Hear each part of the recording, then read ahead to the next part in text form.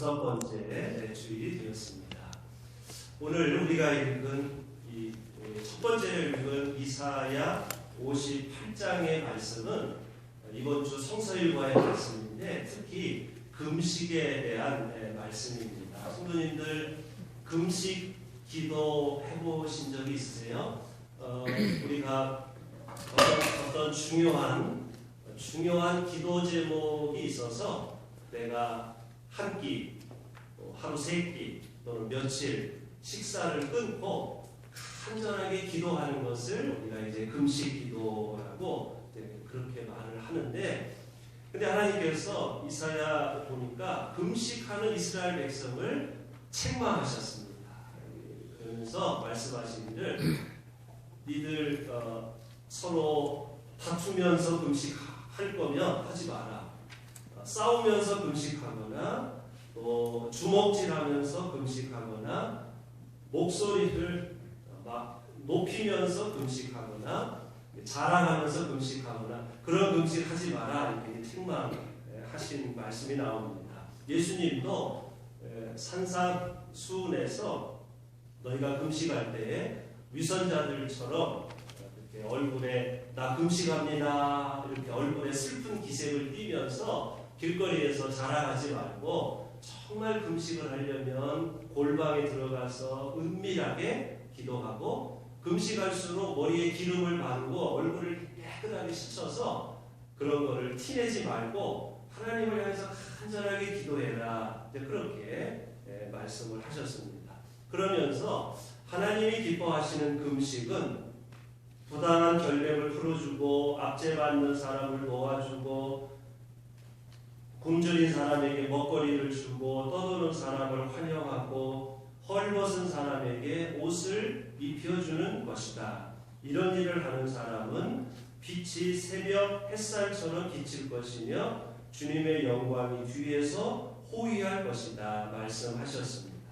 한마디로 말해서 내가 어떤 금식을 하겠다는 것은 참 훌륭하지만 그것이 자기 신앙을 자랑하기 위해서 금식할 거면 그런 거 하지 마라 이렇게 말씀하시고, 정말 금식을 하려면 나를 위해서가 아니라 고통 중에 있는 사람을 돕기 위해서, 그 사람을 위해 기도하기 위해서, 그 고통에 동참하기 위해서 안타까운 마음으로 금식을 해라 이렇게 말씀을 하셨습니다. 내 가까운 사람이 몸이 아픕니다. 그러면 내가 그 사람의 그 아픔을 내가 동참하고 간절하게 중보기도 하기 위해서 내가 금식을 하라는 말씀이죠. 굶주리는 가난한 사람이 있으면 내가 한 끼 금식해서 그 한 끼 식사값을 그 사람을 돕기 위해서, 그 가난한 사람을 위해서 한 끼 금식하고 기도하라는 말씀이죠. 이렇게 억압받는 사람을 풀어주고 헐벗고 굶주린 사람을 먹이고 입히기 위해서 금식을 하라 그런 말씀입니다. 그런데 이 말씀에 배경이 있습니다. 이스라엘 백성들이 바벨론 포로에 끌려갔습니다. 나라가 망해서. 그래서 이제 거기에 끌려가 보니까 나라가 안 망했을 때는 성전이 있어서 거기서 성전 제사를 드렸는데 바벨론 포로에 끌려가고 보니까 성전이 없습니다. 제사를 드릴 수가 없습니다. 그래서 사람들 중에는 성전 제사 대신에 포로로 끌려가서 그곳에서 내 신앙을 어떻게 하면 하나님 앞에 보일 수 있을까 생각하다가 그 사람 이스라엘 백성들이 생각해낸 것이 금식입니다. 성전은 없어졌으니까 대신 내가 금식을 많이 하면 하나님께서 내 신앙을 받아주시겠지라고 생각을 해서 사람들 사이에 서로가 금식 경쟁하는 거예요. 내가 더 믿음이 좋다고. 그런데 오늘 이사야는 하나님 말씀을 선포하면서 그런 식의 금식을 하나님 받지 않으신다.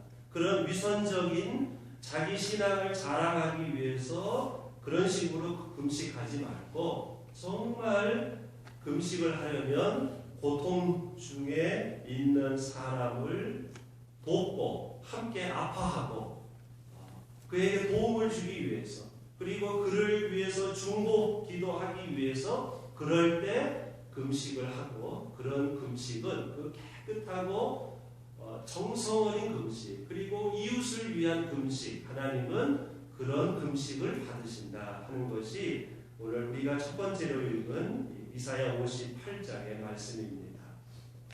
자, 이제 오늘 우리가 읽은 두 번째로 읽은 지난주일에 이어서 우리는 계속해서 이제 마태복음 산상수훈의 말씀을 읽고 있습니다. 예수님은 우리들에게 저 유명한 말씀, 너희는 세상의 소금과 빛이다, 이렇게 말씀을 하셨습니다. 소금이 되어라, 빛이 되어라가 아니고 너희는 소금이다, 너희는 세상의 빛이다, 이렇게 말씀을 하셨는데요. 여러분, 소금이요, 오늘날에는 소금이 너무 흔한데 옛날에는 소금이 굉장히 귀했습니다. 사람이 물 없이 살 수 없지만 소금 없이도 살 수 없고, 저 옛날 중동 지방에서는 소금이 특히 귀했습니다. 소금을 뜻하는 그 말이요, 이제 라틴어로 슬라리움인데요. 저기 슬라리움이라고 보이시죠? 그런데 저 슬라리움 라틴어에서 저기서 영어 셀러리, 솔트가 나왔고요. 저 소금이라는 말에서 셀러리맨, 솔저가 나왔습니다. 셀러리맨은 직장인, 솔저는 군인이잖아요. 소금하고 직장인하고 군인이 무슨 의미가 있을까요? 예수님 시대에 로마 시대에 로마 제국이 군인들에게 봉급으로 소금을 줬습니다. 그렇게 소금이 귀한 거예요. 그래서 소금이 뭐냐? 이게 봉급이에요. 셀러리예요. 그래서 소금에서 셀러리라는 말이 나왔고, 거기에서 솔트라는 말이 나왔고, 그 소금이 이제 군인들을 가리키기 때문에 저기가 이제 그 말이 비슷하죠. 솔트, 솔저, 셀러리, 이게 다 슬라리움이라는 말에서 나왔습니다. 자, 그런데 그러니까 이 말은, 소금은 군인들이 목숨을 바쳐서 나라를 위해서 일하고 희생당했잖아요. 그 대가로 소금을 주는 겁니다. 그러니까 소금이 굉장히 목숨처럼 귀하다는 걸 알 수 있습니다. 자, 그렇다면 너희가 세상의 소금이다라는 말씀은 무슨 뜻일까요? 쉽게 생각할 수 있습니다. 첫째, 소금은 짠 맛이 납니다. 소금은 무조건 짜야 합니다. 만약 소금이 짜지 않으면 오늘 말씀처럼 길가에 던져서 사람들이 짓밟고 지나갑니다.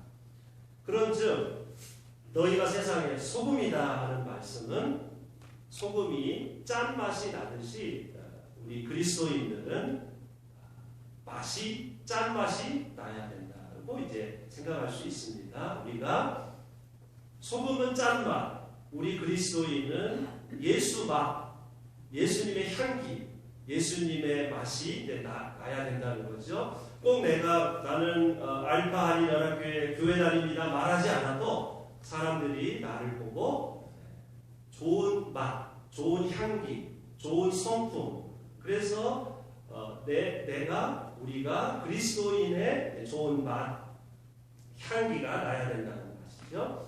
사랑의 향기, 사랑의 맛, 감사의 맛, 생명을 사랑하고 평화를 사랑하고 정의를 위해서 일하는 그 그리스도인의 맛. 그리스도인은 거짓말 안 하고 생명을 사랑하고 평화를 위해서 일하고 서로 봉사하고 섬기고, 이 그리스도인다운 맛, 그런 맛이 이제 있어야 된다는 말씀입니다.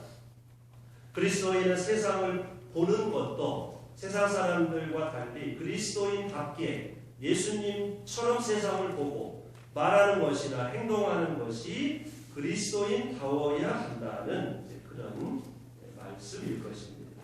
둘째, 소금은 음식의 부패를 막는 것처럼 우리 그리스도인은 세상의 불의와 부정부패를 막고 세상의 부패를 막고 세상을 깨끗하게, 건강하게, 정의롭게 만드는 사람이 되어야 한다. 아마 그런 뜻이 있을 것입니다. 첫째, 우리는 그리스도인의 맛이 나야 합니다. 둘째, 세상의 부패를 막는, 세상을 건강하게 만드는 사람이 되어야 합니다. 그런데요, 저는 여기에 더해서 어쩌면 이보다 더 중요한, 가장 중요한 세 번째 메시지가 있다고 생각합니다. 성도님들, 소금의 가장 중요한 역할이 뭘까요? 이게 세 번째, 가장 중요한 건데요. 짠맛이 나야 한다? 옳습니다. 그 다음에 음식의 부패를 막는다? 옳습니다. 근데 거기에 하나 더 있습니다. 이게 가장 중요합니다. 이게 뭘까요? 이거 맞추시면 제가 이게 뭘까요? 소금은 자기를 녹여서 없어지는 것이 소금의 사명입니다. 자기를 부수고 녹여서 음식 속으로 스며들어야 음식이 맛있습니다. 너희가 세상의 소금이라는 말씀은 우리들도 끝까지 살아있지 말고 이제 우리도 세상 속으로 스며들어서 자기를 녹여서 가정을 살리고 교회와 세상을 살리라는 말씀입니다. 내가 녹아 없어져서 세상을 살리면 그것으로 됐다는 거예요. 그게 우리의 사명이라는 거예요. 그것으로 보람을 느끼라는 말씀입니다. 내가 희생하고 헌신해서 세상이 더 좋아지고 세상이 살아나면 그것으로 내 역할이, 우리의 역할이 끝났다는 말씀입니다. 그래서 오늘 말씀을 뒷부분을 보면 하나님께서 자기를 녹여서 세상을 살리는 사람에게 하늘의 큰 상을 내려주시겠다고 말씀하셨습니다. 여러분, 열심히 살면서 가정을 돌보고 교회와 세상을 내가 일으키고 살렸습니다. 그래서 이제 때가 돼서 내가 녹아 없어져서 사라집니다. 인간적으로 생각하면 섭섭하고 아쉽고 억울할 수 있습니다. 그러나 그게 소금의 사명이라는 거예요. 녹아서 세상을 살리고 그리고 내가 사라지더라도 그것이 소금의 역할이고, 그런데 하나님께서는 그런 사람을 축복하시고 하늘나라에서 큰 상을 주시겠다. 그리고 이미 이전의 선지자들도 다 그렇게 살았다고 말씀해 주셨습니다. 이것이 예수님이 말씀하신 소금, 우리가 소금이 되라는 말씀의 뜻이 아닐까요? 두 번째로 너희는 세상의 빛이다 하신 이 말씀은 적극적으로 자신을 드러내서 어둠을 몰아내고 주의를 밝게 비추라는 말씀입니다. 빛은 깨끗함과 진리를 가리키고 어둠은 거짓과 불의와 폭력을 가리킵니다. 또한 빛은 따뜻한 에너지를 생명에게 전달해서 식물과 동물을 자라게 합니다. 그러므로 우리 교회는 세상의 빛이 되어서 어두운 세상을 고발하고 어둠을 몰아내야 하고, 동시에 따뜻한 뜨거운 빛이 되어서 어둠과 추위 속에 살아가는 사람들을 따뜻하게 품는 그런 빛되는 뜨겁고 따뜻한 그런 교회가 되어야 하겠습니다. 이 소금과 빛을 보면요, 소금의 역할과 빛의 역할이 정반대라는 걸 알 수 있습니다. 소금은 세상 속으로 세상 속으로 스며들어서 녹아서 없어져야 합니다. 근데 반대로 빛은요, 자신을 높이 드러내고 나타내야 합니다. 세상을 살다 보면 자신을 드러내고 알리고 우리의 좋은 활동을 널리 세상에 홍보해야 할 때가 있습니다. 세상 속으로 녹아 없어져야 할 때가 있고, 그 전에 우리의 선한 일을 널리 알리고 홍보해야 할 때가 있습니다. 예수님도 너희의 빛을 사람에게 비추어서 그들이 너의 착한 행실을 보고 하늘에 계신 너희 아버지께 영광을 돌리게 하고, 너희 빛을 땅속에 숨기지 말고 언덕 위에 높이 빛을 올려라, 이렇게 말씀하셨습니다. 그러므로 이 소금과 빛의 말씀을 한마디로 요약하면, 우리가 열심히 활동할 때는, 젊은 시절에는 세상이 빛이 되어서 우리 교회가 전도도 열심히 하고 홍보도 열심히 해서 세상이 빛이 되어서 세상의 어두움을 밝히는 그런 등대와 같은 그런 역할을 하라고 말씀이고요.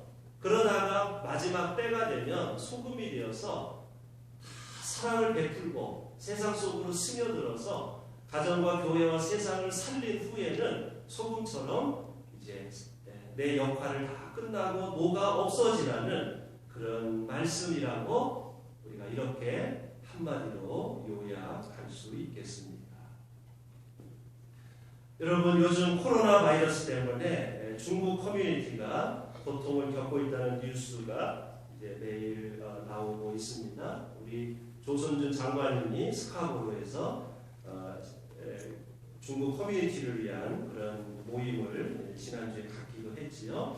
그런데 여러분, 감기 바이러스보다 더 무서운 게 뭔지 아십니까? 그게 혐오 바이러스입니다. 동양인이라고 인종차별하는 거지요. 우리 캐나다 시골에 가면 사람들은 다 우리를 중국 사람으로 이제 다 봅니다. 그러니까 이런 일이 일어나면 이런 일을 계기로 해서 이제 병 옮기는 사람이라고 이렇게 인종 차별을 겪고 그런 일이 벌어집니다. 우리가 열심히 운동하고 동네를 열심히 산책하면 체온이 올라가면 면역력도 올라가듯이 이럴 때일수록 우리가 사랑의 뜨거운 온도로, 사랑의 뜨거운 에너지로 이런 혐오 바이러스를 우리가 물리쳐야 하겠습니다. 이럴 때일수록 서로를 배려하고 응원하고 격려해야 되겠습니다. 뜨거운 빛이 어둠을, 혐오를 물리칠 수가 있습니다. 로마 시대에 지금은 없어졌는데요. 천연두, 지금은 이제 없어졌지만 천연두가 유행해서 로마 전체 인구의 4분의 1이 죽는 일이 있었습니다. 그때 기독교인들은 두려움을 무릅쓰고 박해를 받으면서도 목숨을 아끼지 않고 교인들이 서로가 서로를 극진하게 돌보았습니다. 뿐만 아니라 주변에 질병으로 고통당하는 동네 주민들까지 극진하게 돌보고 장례를 치러 주었습니다. 특별한 치료제가 없어도 서로가 서로를 닦아주고 먹여주고 위생을 잘 도와주면 이제 치료율이 이제 치료되는 확률은 저절로 높아질 수밖에 없습니다. 이런 식으로 로마 제국에 전염병이 한번 휩쓸고 지나가고 10년마다 전염병이 휩쓸고 지나가니까 로마 제국 인구가 줄어듭니다. 그런데 신기하게도 기독교인의 숫자가 줄어들지 않습니다. 왜 그럴까요? 기독교인이 늘 말씀대로 살고 깨끗하게 살고 술 취하지 않고 경건하고 기도하고 먹는 것과 잠자리와 모든 것을 깨끗하게 하니까 기독교인들은 병에 걸리지 않는 거예요. 병에 걸리지 않는 확률이 훨씬 높아집니다. 기독교인들은 무절제하지 않습니다. 친절합니다. 사랑이 많습니다. 몸을 깨끗하게 씻습니다. 마음이 깨끗합니다. 그래서 일반 로마 사람들보다 박해받는 기독교인들이 훨씬 건강하다는 것을 로마 제국 사람들이 알게 되었습니다. 심지어 로마 귀족들이 신랑감 신부감을 찾을 때 이렇게 보니까 로마 귀족들은 다 제정신이 아니에요. 술 취하고 병 걸리고 그러니까 우리 기독교인들 신랑 신부감이 인기가 높은 거예요. 왜? 제정신이니까 깨끗하고 단정하고 사랑이 많으니까요. 이것이 12명으로 시작된 기독교가 로마 제국의 박해를 받으면서도 로마 제국으로 그렇게 많이 퍼질 수 있었던 이유 중에 하나였습니다. 자, 우리 그 다음을 보실까요? 저것은 AD 200년경에 유세비우스라는